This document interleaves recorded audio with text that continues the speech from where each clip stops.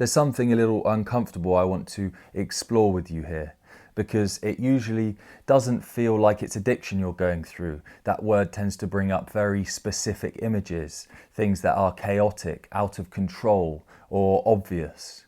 But not all addiction looks like that. Some of it looks extremely well put together, high functioning, even admirable from the outside sometimes.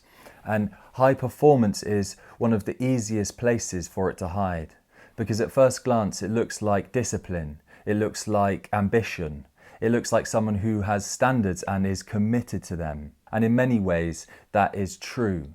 But there's another layer underneath that is worth being honest about, because over time, performance can start to become less about what you're building and more about how you feel when you're building it.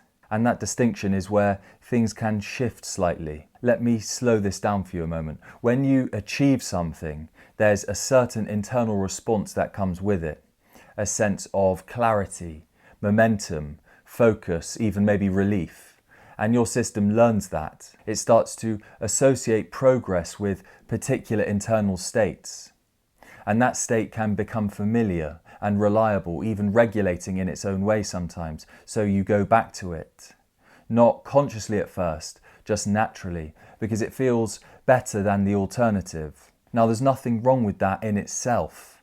The issue is what's happening when that pattern becomes your baseline, because then stillness starts to feel slightly uncomfortable, not in an extreme way, just enough that you don't fully settle into it. You sit down and instead of resting, your mind starts looking for what's next, something to refine, something to improve, something to engage with.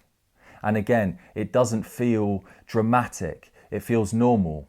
But that normal becomes very important because it quietly defines your internal range. Now, what most people don't realize is that high performance isn't just behavior, it's a state regulation strategy. It's how your system maintains a certain level of internal consistency. Focus becomes stabilizing, progress becomes stabilizing, and achievement becomes stabilizing. And over time, your system starts to prefer that state because it knows what it feels like. It knows how to operate inside it. So anything outside of it starts to feel slightly unfamiliar to you. Even rest, even pause, even doing nothing in particular can feel uneasy. Now, here's where it gets a little bit more subtle in your life, because it doesn't feel like you're addicted at work. It feels like you're just someone who likes progress.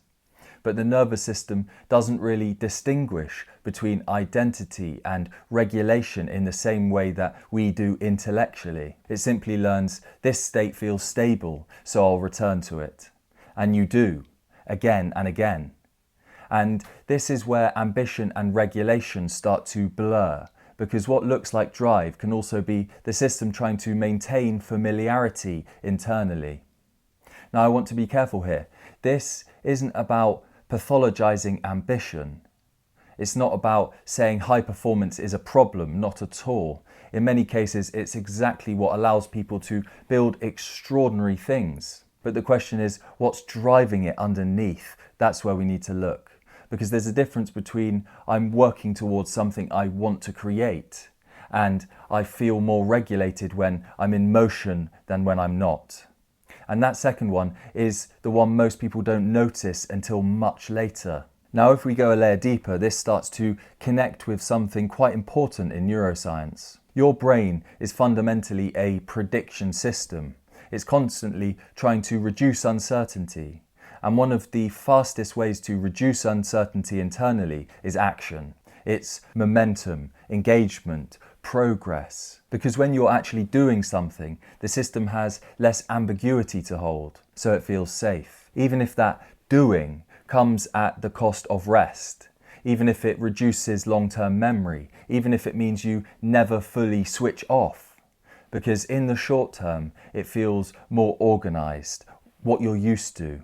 Now, this is where things start to loop, because the more you rely on that state to feel regulated, the less tolerant you become of states that don't contain it. Stillness feels like uncertainty, rest feels like ambiguity, and slowness feels slightly unanchored.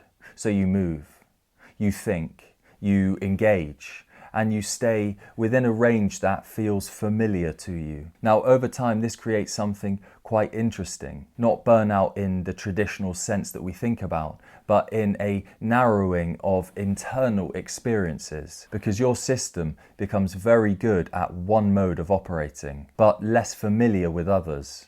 And that's where people start to feel something that's slightly off. Not because anything is failing, but because they can't easily access the other sides of themselves anymore. The slower side, the quieter side, the less structured side. And when that access reduces, life starts to feel a bit more one-dimensional internally. Even if externally it's very successful. Now, there's another layer here that's worth mentioning also, because identity starts to get involved. You don't just do high performance. At some point, you became the person who performs, and that identity reinforces the behavior, because stepping out of it doesn't just feel like changing activity. It feels like changing who you are, and that's a much harder thing to interpret. So the loop just continues, not because you're forced into it, but because it has become the most familiar version of you. Now, I want to pause here for a moment, because this isn't a critique on ambition. It's an invitation to look at something slightly more precise, which is whether your system is actually choosing performance or whether it's defaulting to it. Because those two things can look identical externally, but feel very different internally. Now, the reason this matters is simple. If performance is your only real access point to regulation, then rest will always feel slightly incomplete, and stillness will always feel slightly uncomfortable.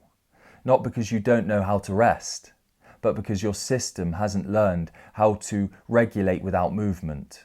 And that's the deeper layer that most people tend to miss or overlook. Now, in the next video, I want to go into something even more confronting, which is how identity itself starts to form around this loop. So that at some point you're not just performing, you're protecting who you believe yourself to be through the performance. And once that happens, stepping out of it becomes something very different altogether. If you want a more detailed breakdown of how this pattern forms in the nervous system and how to start shifting it at the level where it actually changes behavior, click the link under this video. That's where I go deeper into this and explain how to work with the system directly, rather than just trying to understand it conceptually.